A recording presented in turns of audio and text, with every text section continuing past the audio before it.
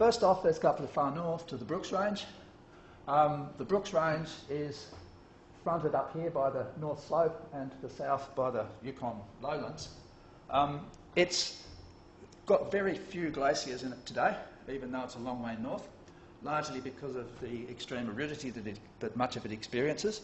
It looks green enough in some of these images, but that's very much a thin veneer, and a good sized forest is about that high.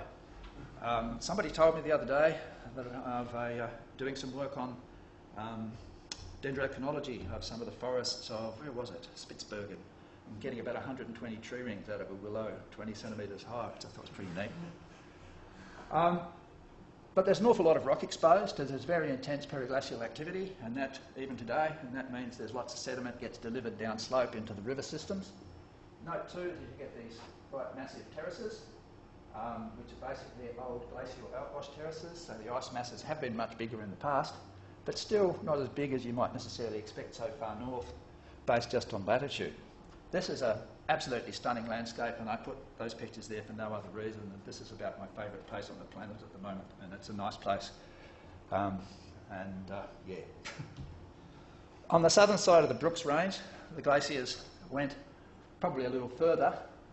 This is in the Koikuk Valley in the Epicas Mountains.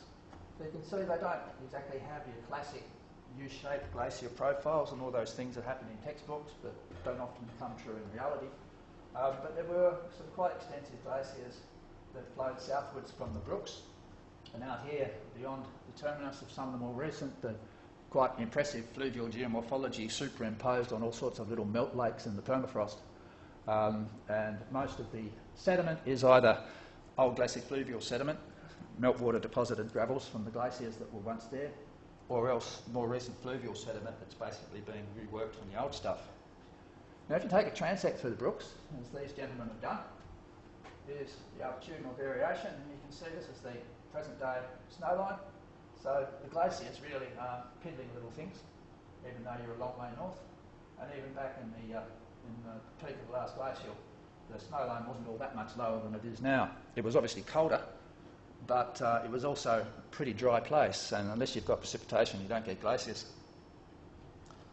South of that, you hit the Yukon Lowlands, which is this area that appears to remain ice-free right through the ice ages. It's been a receptacle for lots of glacial fluvial sediments from out of the Brooks and also from the Alaska Range to the south. So rivers like the Yukon are continuing to remobilise a lot of this old periglacial stuff.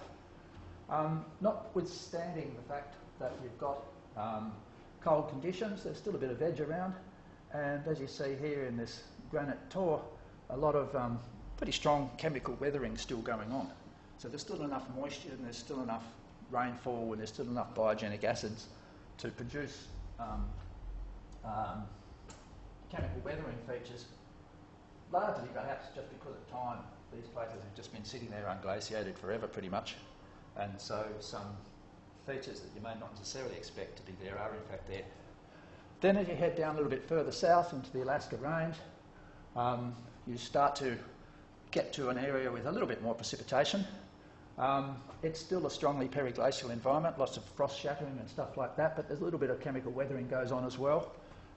There's a bit of vegetation around, growing on top of the permafrost in the active layer, and there's also some remarkable glaciers such as this one, the Mulgrew, which is actually entirely vegetated. It's got lots of sediment on top, it's got trees growing on it, but it's still moving forward quite actively. And this is actually the glacier margin, and here's the meltwater stream.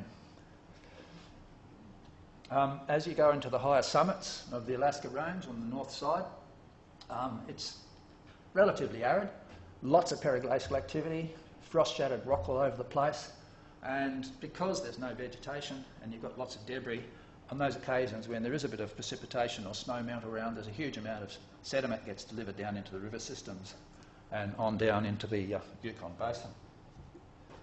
Then the higher summits of the Alaska Range, reaching a peak at Denali at a bit over 6,000 metres. In latitude terms it's subpolar, but it's pretty polar in the sense that the altitude puts it up very much into the cold zone. And the southern side of these mountains get plastered by a bit more precipitation coming out of the Gulf and out of the Bering. And so the glaciers there today are somewhat bigger and were bigger also back in Pleistocene times. Now there's another little patch of mountains out over here, which is actually the most southerly set of mountains that anybody's done any dating of glacial advances in Alaska, and these are the Harpoon.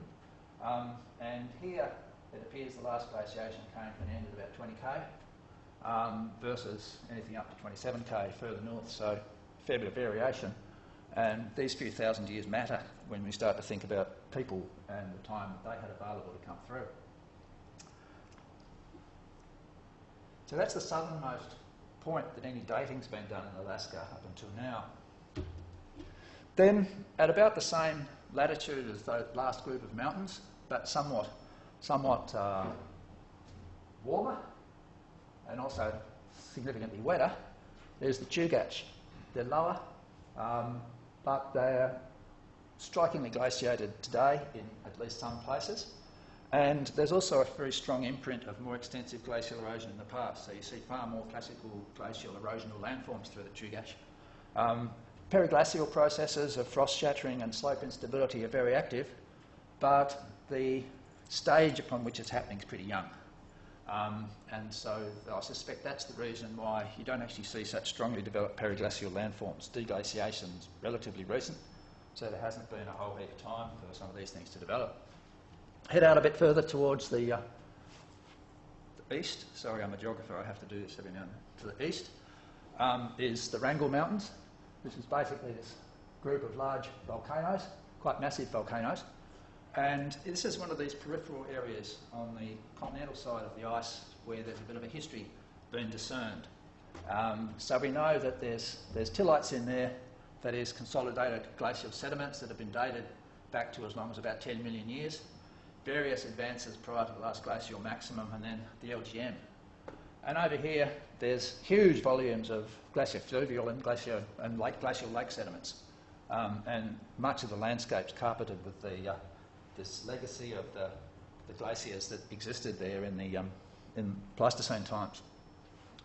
A bit further south again, the St. Elias Mountains, coastwards, very steep, heavily glaciated, pretty spectacular place. Move a bit further inland, less precipitation, things happen a bit slower. The glaciers don't seem to have deposited such big moraines, but there's an awful lot of outwashed gravels. And in that sense, I suppose it's not unlike the Tasmanian situation, where in Western Tasmania you have relatively well-developed moraines, and then as you come across the central plateau, the moraines fizzle out and you get more outwashed gravel. So probably some reflection of changes in humidity levels.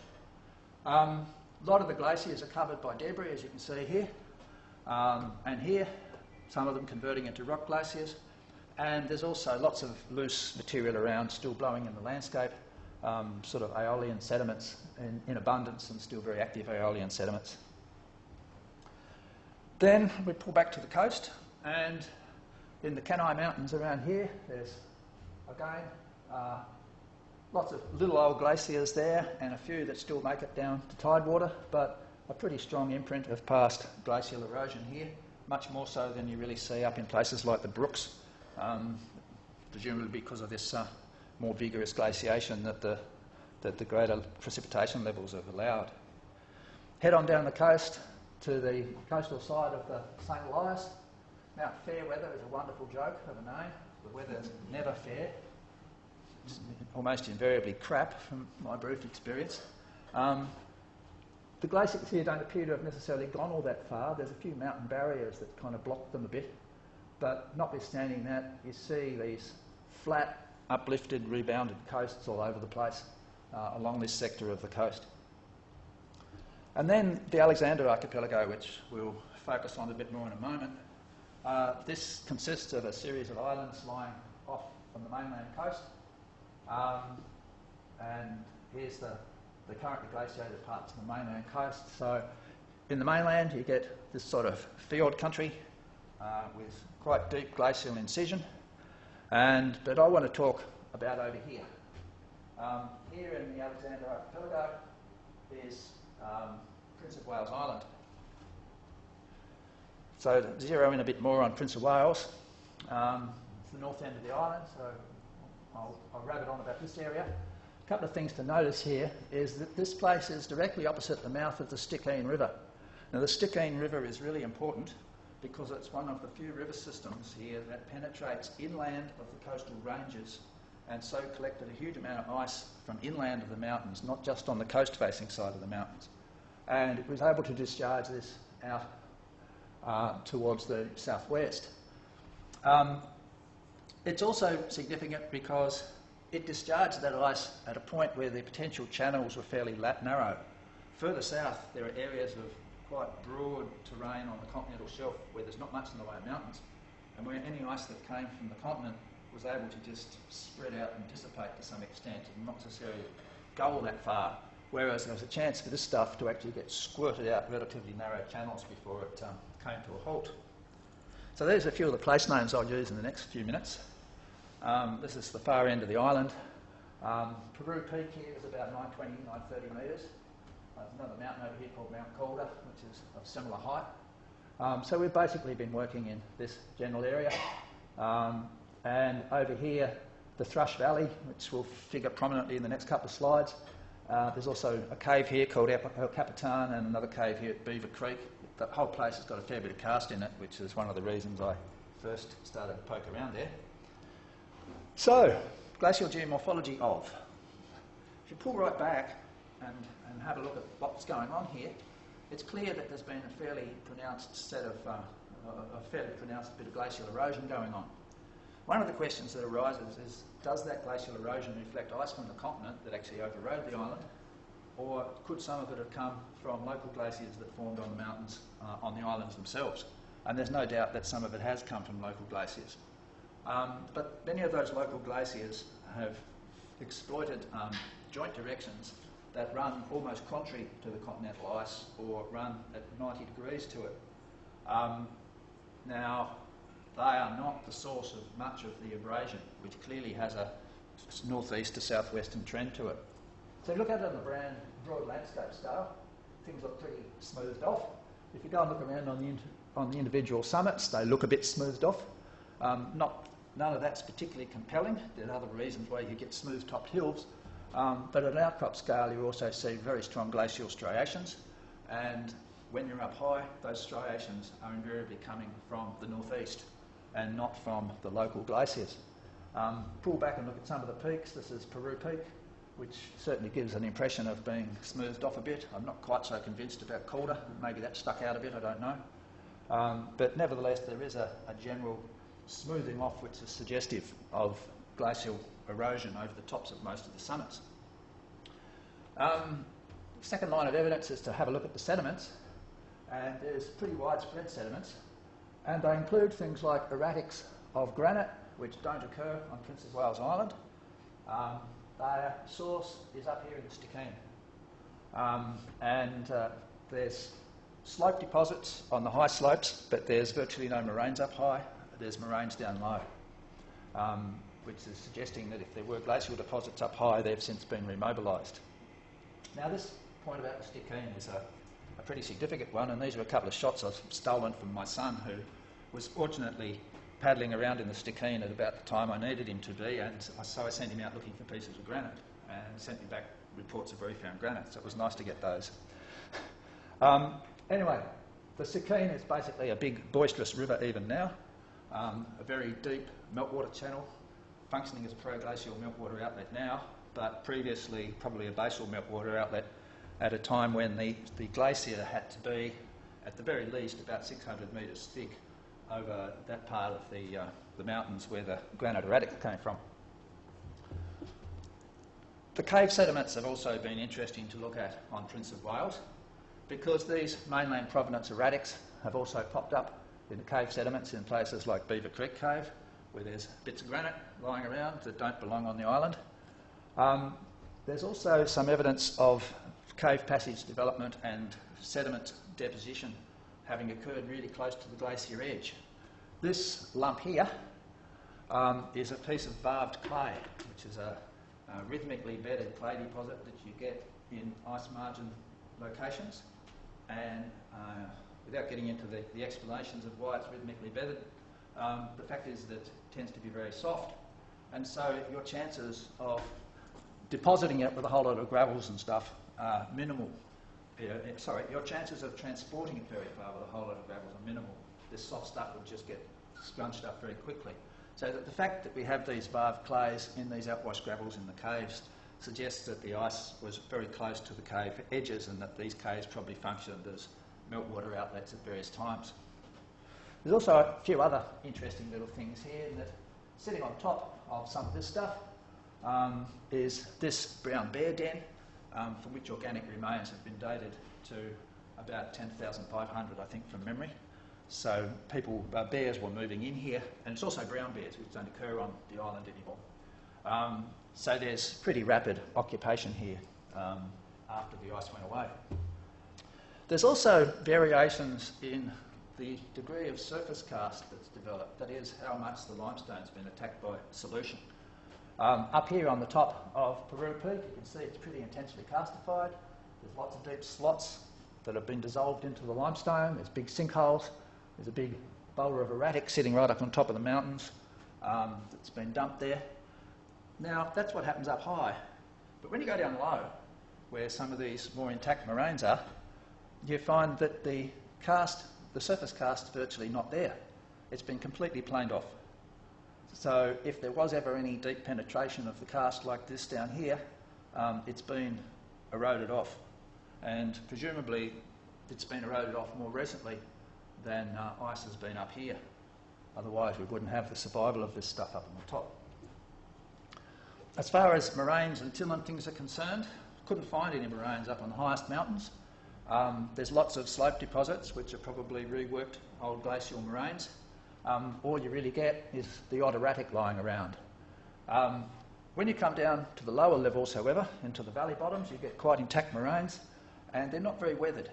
The weathering profile only goes about 50 centimetres deep at the best, and it's a very, very simple profile, a bit of an A horizon over an oxidised horizon, and then just unweathered stuff in the sea. The individual erratics vary in their condition as well. This is one of the large granite erratics, and you see it's got various little solution flutes and things on it, so that takes a little while to get that. There's also oxidised weathering rinds when you cut some of these things open. That's on granite, and look at the state of some of these conglomerate erratics. They're completely blown to bits. They've just really suffered from old age, almost as much as I'm suffering from old age. But to go down to the valley bottoms, and things are very different again.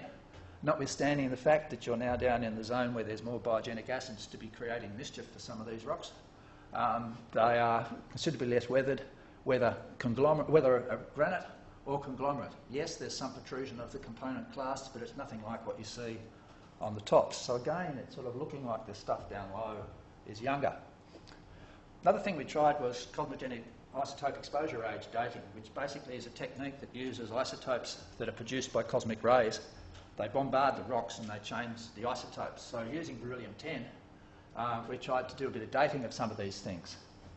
Now up here on the tops, it was not a happy business, because it appeared that the limestone was dissolving pretty quickly, and many of the boulders just seemed to be falling over from time to time as a result of having the limestone dissolved out from underneath them. So we invented all sorts of wonderful reasons why this particular boulder might be stable, and perhaps we could risk it. Or maybe this one would be stable, perhaps we could risk that. After all, we're on the other side of the planet, and we've come up this god-awful mountain past all these man-eating salmon and bears and things, so we've got to get something out of this.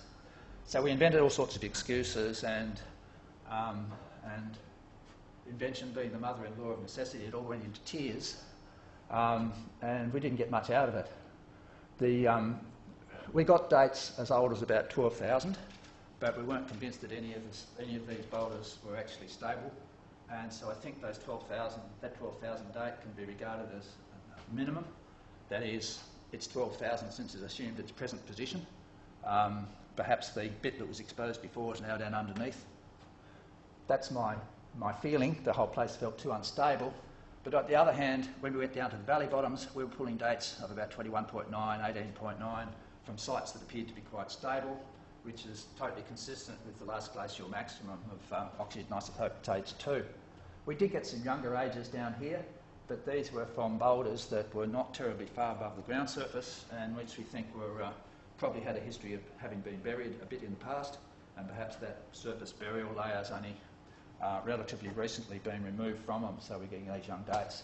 So we need to interpret the dates really, really carefully and consider the context really, really carefully and not just take anything at face value. But I'd kind of write off any information out of that, really. But this is pretty interesting stuff. And it does suggest that there's lower level series of sediments are the LGM, or the stage 2. So some tentative conclusions then from the island is I think that at least 2 phases of ice invasion are recognisable here. And during both of them, the principal but not only source of ice was from the mainland. The earliest involved ice that was at least 950 metres thick over the top of outer Prince of Wales Island, and that's a volume of ice that ought to be sufficient to reach the edge of the continental shelf, and that would seem to block off any prospect for humans to have walked down the continental shelf at that time. But methinks that's pre-last glacial. It's too weathered, it's too bashed around, the karst is too well developed. The later one, which is the stuff in the valley bottoms, the ice was very much thinner and it was confined just to the valleys. And I suspect that given the ice limits that are implied by the map limits of the moraines, that ice wouldn't have got far beyond Prince of Wales Island, let alone across the coast. So there doesn't seem to be any insurmountable block to humans having walked past during the LGM. If we're correct, they could have simply walked down the shelf. Okay, how am I going? I'll get away with it if I'm lucky. Just to try and put this Alaskan stuff, southeast Alaskan stuff, into a bit of context with Canada, we have this artificial boundary here. Where was it? Here, sorry.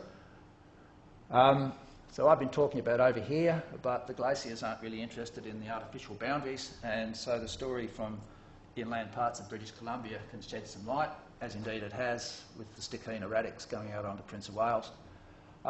Now, it's the interior of British Columbia that has produced the best Canadian record for the ice here. The coastal side's pretty complicated because of the same issues as exist further north, that is rugged terrain, inaccessibility, etc., etc.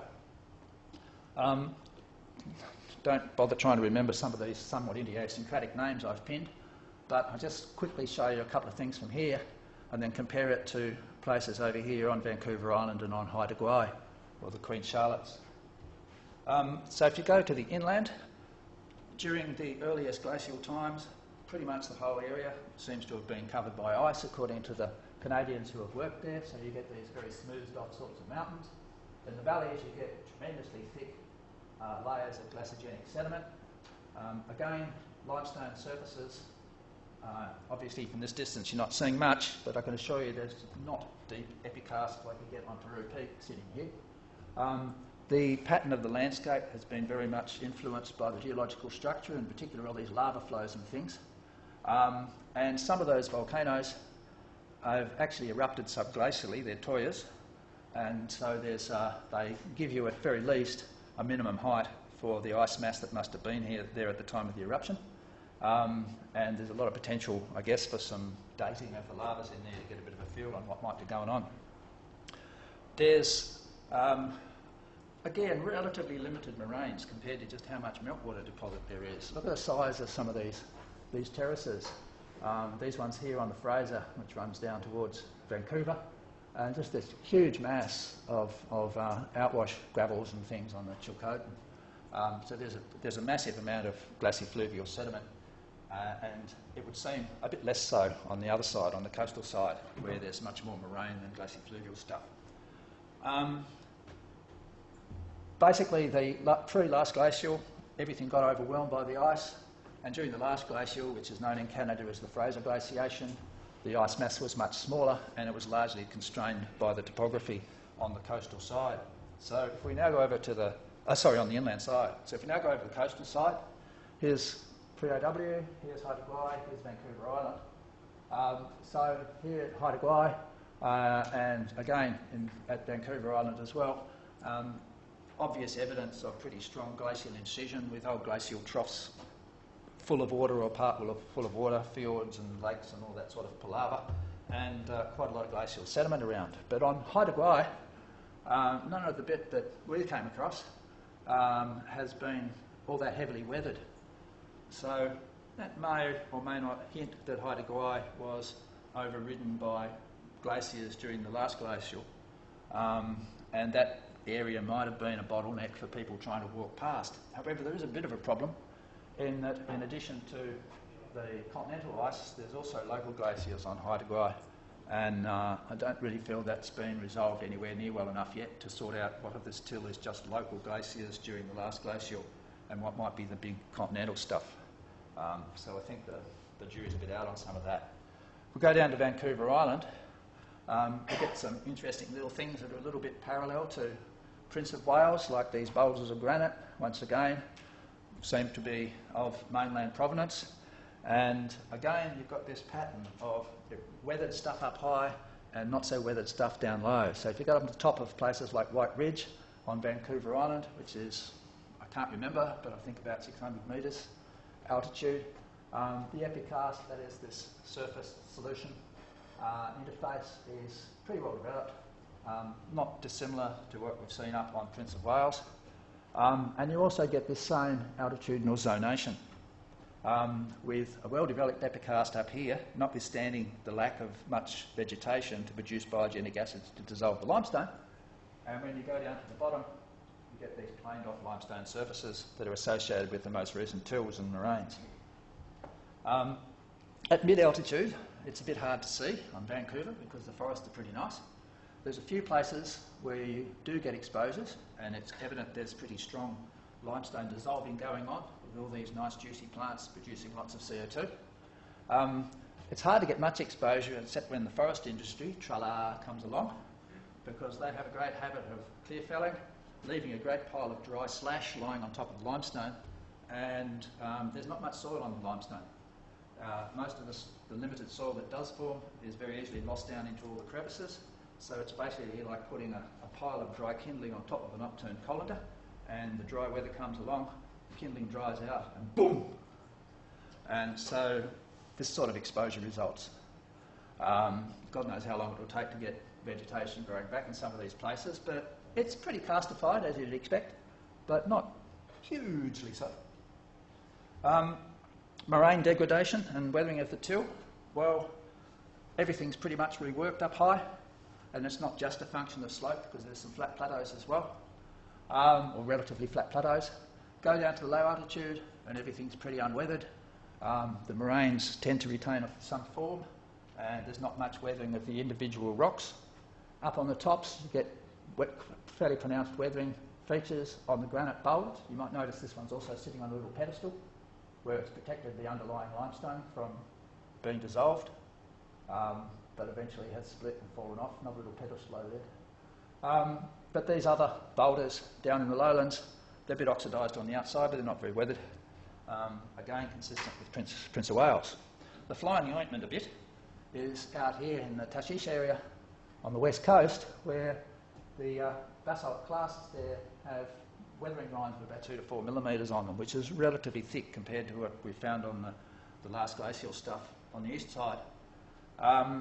So it may be that the ice didn't quite get to there. Who knows?